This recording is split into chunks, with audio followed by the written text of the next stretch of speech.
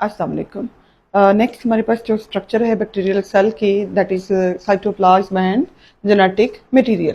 Cytoplasm और genetic material जो है बैक्टीरिया के सेल के अंदर मौजूद हैं और ये कंपोनेंट किस तरह का स्ट्रक्चर, किस तरह की कंसिस्टेंसी रखते हैं, इसके बारे में बात करेंगे। साइटोप्लाज्म जो है वो जेली लाइक होता है। जेली लाइक जो है ना मटीरियल है, मतलब बहुत ज़्यादा हार्ड नहीं है, बहुत ज़्यादा जो है ना वो लिक्विड फॉर्म में जो है ना वो नहीं है। डेंस जो है ना वो सब्सटेंस है, गाढ़ा जो है ना मटीरियल है। और साइटोप्लाज्मिक जो मैट्रिक्स होगा ये दो तरह के करैक्टर रखता है, जेली लाइक है और डेंस जो है ना वो सब्सटेंस है। और ये फैला हुआ है कहाँ से कहाँ तक, बैक्टीरिया की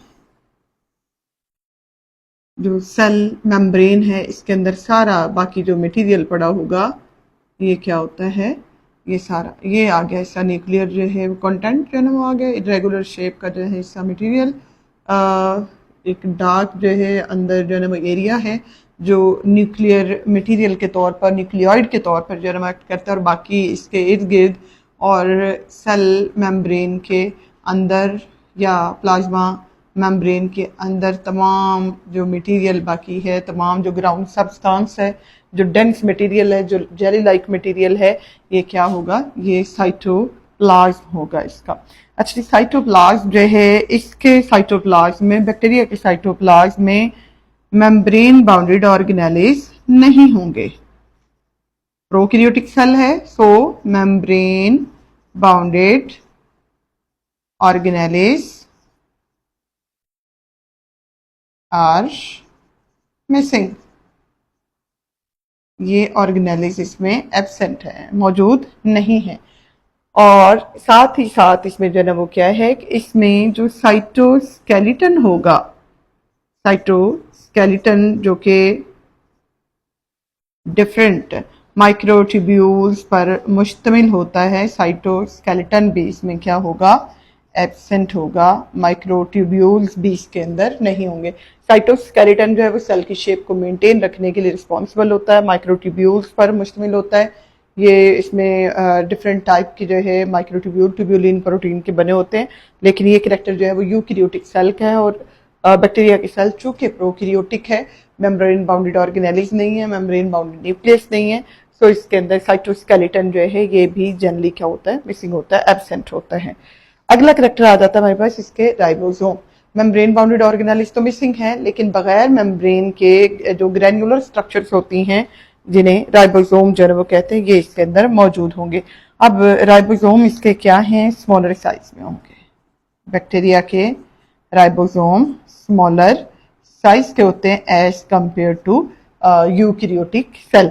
स्मॉलर साइज के हैं, जनरली इसको जो है 70S लिखा जाता है। एस इसमें जो है स्वेडबर्ग यूनिट है, ये यूनिट है सेडिमेंटेशन का, यानी जब इसी सेंट्रीफ्यूगेशन की जाती है, जब इसको अलग किया जाता है, तो ये जिस पॉइंट पे जो है सेडिमेंट होता है, जिस पॉइंट पे जो है ये जमा होता है, इकट्ठा होता है, उसको स्वेडबर्ग जो है वो यूनिट कहा जाता है। तो ये स्वेडबर्ग यूनिट में कितना इससे जो है ना वो वैल्यू आती है, 70S इसको कंसिडर जो है ना वो किया जाता है।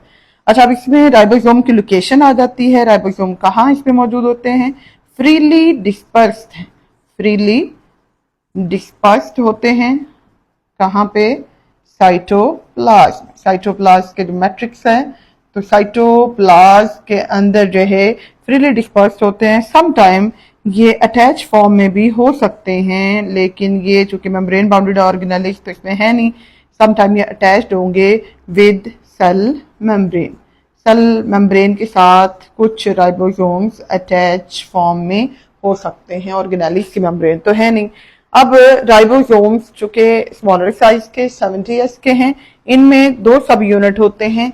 एक सब यूनिट जो है वो 50S का है जो कि लार्जर होता है। लार्जर सब यूनिट जो है इसकी सेडिमेंटेशन कहाँ पे होती है, 50S पे जो है वो होती है, जबकि जो स्मॉलर सब यूनिट होता है वो 30S के ऊपर सेडिमेंट होता है। स्मॉलर सब यूनिट इसकी सेडिमेंटेशन 30S पे। अच्छा, गौर तलब बात यहाँ पे ये है कि अगर हम दोनों यूनिट्स को बड़े सब यूनिट को जो है ना वो कंसिडर करें, छोटे सब यूनिट को इसमें जो है ना वो कंसिडर करें, तो दोनों सब यूनिट्स जो हैं इनकी वैल्यूज जो है डिफरेंट हैं, 30s और 50s।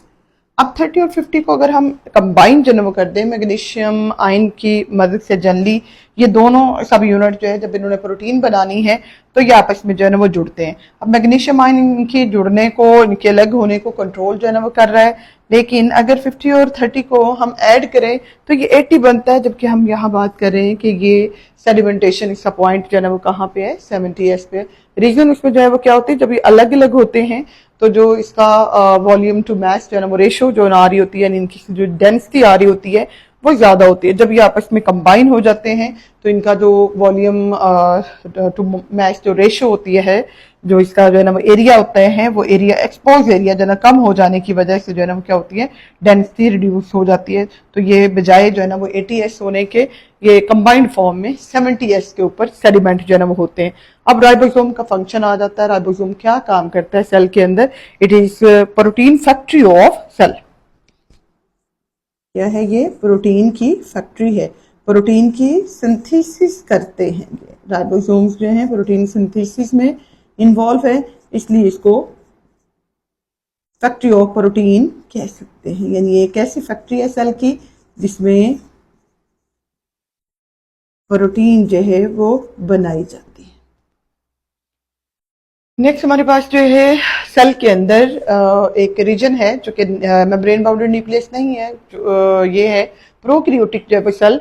तो प्रोकैरियोटिक सेल के अंदर न्यूक्लियर मटेरियल जो है इसको न्यूक्लियोइड भी कहते हैं। ये है न्यूक्लियोइड। इसको डीएनए भी कहा जाता है, बैक्टीरियल डीएनए। इसको बैक्टीरिया का जीनोम भी कहते हैं और इसको बैक्टीरिया का क्रोमोसोम भी कंसीडर किया जाता है। अब ये इसमें डीएनए जो है ना वो पाया जाता है। डीएनए एक इरेगुलर शेप की सूरत में, यानी ये बिल्कुल प्योरली राउंड जो है ना वो नहीं है, इरेगुलर सी इसमें जो है ना वो शक्ल होती है। और डेंस जो है वो एरिया होता है, इरेगुलर शेप का डेंस एरिया है बाकी एरिया की निस्बत, बाकी सेल की निस्बत ये ज्यादा जो है ना वो गाढ़ा होता है। और इस गाढ़े या डेंस एरिया के अंदर एक सिंगल सर्कुलर जो है डबल स्ट्रैंडेड डीएनए का मॉलिक्यूल जो है ना वो पड़ा होता है, जो इसका जो है जीनोमिक मटेरियल जो है ना बना रहा है। अब यही जो इसका डीएनए जो है ना वो होता है, ये डीएनए तो एक तो इसमें नो मेम्ब्रेन, यानी इसकी न्यूक्लियर जो मेम्ब्रेन होती है वो क्या है, न्यूक्लियर मेम्ब्रेन इसमें एब्सेंट है। दूसरी चीज, इसके अंदर जो है जो क्रोमोसोम होगा या ऐसा डीएनए का मॉलिक्यूल होगा वो सिंगल होगा, और ये सिंगल जो इसका जो मॉलिक्यूल है ये बगैर हिस्टोन प्रोटीन के है, यानी न्यूक्लियर मेम्ब्रेन भी नहीं है इसमें, और हिस्टोन जो प्रोटीन्स होती हैं ये हिस्टोन प्रोटीन्स भी इसमें क्या होंगी, एब्सेंट होंगी। यानी ये प्रॉपर क्रोमोसोम जो है जिस तरह बनते हैं यूकैरियोटिक सेल के अंदर वैसे नहीं है, लेकिन इसको मतलब कह लीजिए लूज टॉक के अंदर जनरली रेफर कर दिया जाता है कि ये बैक्टीरिया का क्या है, क्रोमोसोम जो है। अगला इसका स्ट्रक्चर जो है वो प्लाज्मिड आ जाता है। प्लाज्मिड जो है ये भी डीएनए मॉलिक्यूल है, लेकिन ये एक्स्ट्रा क्रोमोसोमल है, यानी क्रोमोसोम या जो इसका न्यूक्लियर कंटेंट है इसके अलावा एक एडिशनल सर्कुलर जो है शेप का यहाँ पे पाया जाता है मॉलिक्यूल, एक्स्ट्रा क्रोमोसोमल है, यानी क्रोमोसोम से हट के ये डबल स्ट्रैंडेड जो है मॉलिक्यूल है, सर्कुलर मॉलिक्यूल है, डीएनए का मिलकर, डीएनए से मिलकर जो है बना होता है। जनरली ये डीएनए का जो मॉलिक्यूल है ये सेल्फ रेप्लिकेटिंग होता है, सेल्फ रेप्लिकेटिंग है, मतलब खुद को डबल करने की सलाहियत रखता है। सेल डिवाइड जो कर रहे सेल होते हैं उसकी डिवीजन से पहले भी ये रेप्लिकेशन इसमें मुमकिन है, और डिवीजन के बाद भी इवन ये रेप्लिकेट कर सकता है। तो सेल्फ रेप्लिकेटिंग है, मतलब किसी के ऊपर डिपेंडेंट नहीं है, खुद को खुद ही डबल जो है वो कर सकता है। इस एबिलिटी की वजह इसमें क्या है, क्योंकि इसके अंदर कुछ स्पेशल जीन पाए जाते हैं जो रेजिस्टेंस के लिए होते हैं, लाइक इसमें एंटी बायोटिक्स जो है जो अद्वियात होती हैं उनके अगेंस्ट जो है रेजिस्टेंस के जीन्स पाए जाते हैं इसके अंदर, लाइक एंटीबायोटिक्स से अगेंस्ट इसमें रेजिस्टेंस होगी, इसमें मज़ाहमत होगी। ये जीन्स क्या करते हैं कि जब भी बैक्टीरिया के अगेंस्ट जब हम एंटीबायोटिक्स लेते हैं, उन एंटीबायोटिक्स की मौजूदगी में भी ये सरवाइव करने की एबिलिटी जो है वो रखते हैं। ये बच जो है वो जाते हैं, जिनके अंदर प्लाज्मिड मौजूद होंगे वो बैक्टीरिया जनरली एंटीबायोटिक्स के खिलाफ मुज़ाहमत रखने की वजह से बच जाएंगे। और इसके अलावा इसमें जो है ना वो रेजिस्टेंस के लिए जो जीन है, टेम्परेचर के अगेंस्ट रेजिस्टेंस हो सकती है, माइक्रो ऑर्गेनिज्म के अगेंस्ट जो है, लाइक जो वायरसेस हैं वो इनको अटैक कर सकते हैं, उनके खिलाफ इसमें मुज़ाहमत मौजूद होती है। और हैवी जो मेटल्स होती हैं उनके अगेंस्ट भी इसमें रेजिस्टेंस है। यानी बेसिकली ये जो एक्स्ट्रा क्रोमोसोमल जो है वो डीएनए का मॉलिक्यूल है या जो प्लाज्मिड है, इसका काम जो है ना वो क्या है, रेजिस्टेंस जीन्स जो है अपने अंदर जो है ना वो रखना, और इन्वायरमेंट के अंदर जो भी हार्श कंडीशन आ रही हैं उनमें बैक्टीरियल जो सेल होगा उसको महफूज रखना। अब इससे इस्तेमालात हम जो है ना देखेंगे बैक्टीरियल सेल में, तो इसका इस्तेमाल क्या है कि ये रेजिस्टेंस जीन की वजह से प्रोटेक्शन जो है ना वो देता है, इसको हेल्प आउट करता है। इसका ताल्लुक जो है प्लाज्मिड का, हालांकि ये डीएनए है, ना तो इसका ताल्लुक जो है ना वो रिप्रोडक्शन से है, ना इसका ताल्लुक जो है ना वो ग्रोथ और मेटाबॉलिज्म से है, इसका ताल्लुक जो है ना वो प्रोटेक्शन से है, रेजिस्टेंस से है। इन्वायरमेंट के अंदर जो हार्मफुल कह लें कंडीशंस आ रही हैं उसमें बैक्टीरिया को सर्वाइव करवाने से इसका ताल्लुक है। अब चूंकि इसका एक करैक्टर हमने ले लिया है, सेल्फ रेप्लिकेटिंग है, इस करैक्टर को मद्देनजर रखते हुए इसके यूजेस जो हैं, इसको वेक्टर के तौर पर यूज किया जाता है। जनरली ये वेक्टर के तौर पर यानी कैरियर के तौर पर जो है, जो हमारा जीन ऑफ इंटरेस्ट होता है उसको कैरी करने के लिए और उसको किसी भी और ऑर्गेनिज्म में या बैक्टीरिया के अंदर इंसर्ट करने के लिए वेक्टर जो है या कैरियर जो होता है, मॉलिक्यूलर कैरियर, उसके तौर पर इसको इस्तेमाल किया जाता है।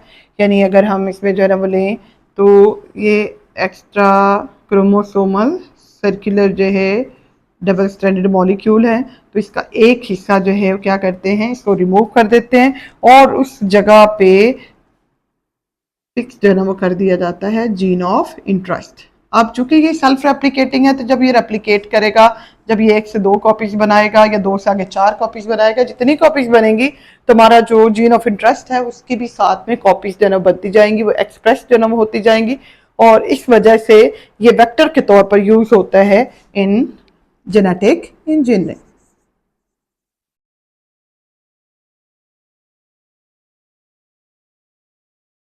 जेनेटिक इंजीनियरिंग के अंदर इसका बहुत बड़ा जो है वो रोल है। बायोटेक्नोलॉजी के अंदर इसका बहुत इंपॉर्टेंट जो है वो रोल है, क्योंकि जो क्लोनिंग होती है प्रोटीन्स की, प्रोटीन का नंबर अगर हमने बढ़ाना है तो प्रोटीन बनाने के लिए क्या चाहिए होता है, इसमें जो है आरएनए चाहिए।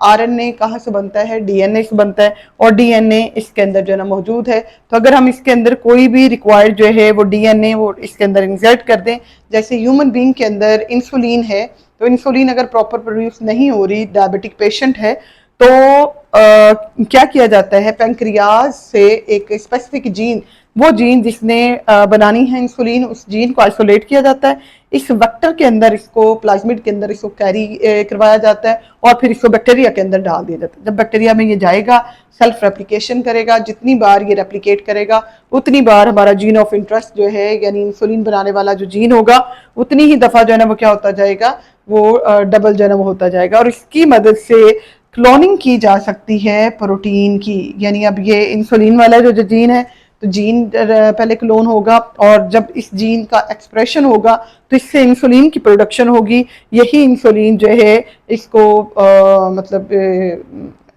एक्सोजिनस फॉर्म में इसमें प्रोड्यूस किया जाएगा बायोटेक्नोलॉजी की मदद से, और फिर इन्हीं को इंजेक्ट जो है वो किया जाता है। जितने भी डायबिटिक जो ना पेशेंट्स होते हैं उनको बॉडी के बाहर से ये टैबलेट की फॉर्म में या इंजेक्शन की फॉर्म में इंजेक्ट जो है वो की जाती है और फिर वहाँ पे जाके अपना फंक्शन करेगी।